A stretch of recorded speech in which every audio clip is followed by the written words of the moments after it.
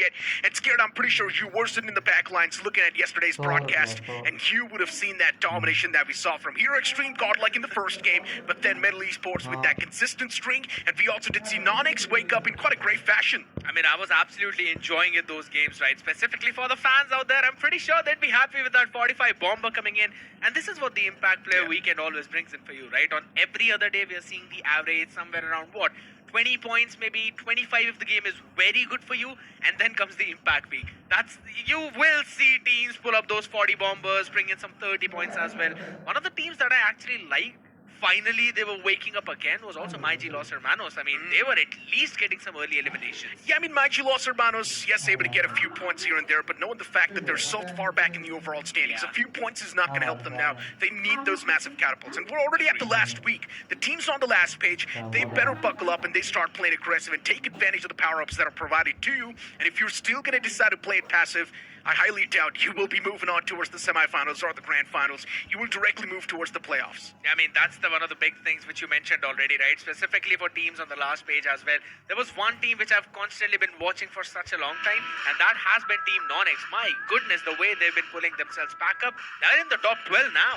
Absolutely. Nonix yesterday had a banger of a day, but things kicked off with Hero Extreme Godlike and their domination with 45 points. They were on an absolute tear, eliminating teams left, right, center. You brought up MyG Los Hermanos at the start, and this is how the action really kicked off for them. But unfortunately for MyG Los Hermanos, they instantly got third-partied by the players 4TR. It was a big game coming in for 4TR as well, but man, oh man, you mentioned it perfectly. Godlike was on an absolute streak. Behemoth performance coming in from them, only to be stopped by Metal Esports. And then in the final few moments, it was Metal Esports to pretty much claim that chicken dinner and move on with happy faces. Since Scout has taken a backseat, Metal Esports' performance has been skyrocketing on a different level.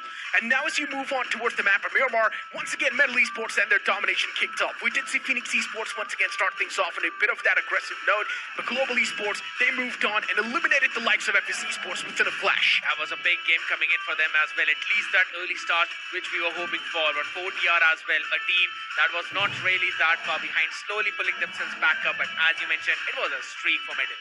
And then you move on towards the smallest map in the competitive pool. That is going to be the map of Sana, where things kicked off once again with quite a massive bang. Meta Ninja found themselves against some of the big dogs, but Meta Ninja were still doing a great job in defending themselves. But later on in the final few moments, Meta Ninja, they ran up against the players of True Rippers, where things got a little bit dicey for them. Luckily enough, they were able to break through the shackles, but still their end was near. In the final few moments, we saw Nonix go up against the players of Metal Esports, but Metal Esports was so consistent. Yes, Nonix was able to claim that chicken dinner. Almost a hat-trick coming in for Metal Esports for being the MVP of that map itself. Clearly showcases a different level of Metal that's coming in right now, and I'm pretty sure that this team would want to push up even further as we move over towards that last one. You can't keep Metal out of that action either way.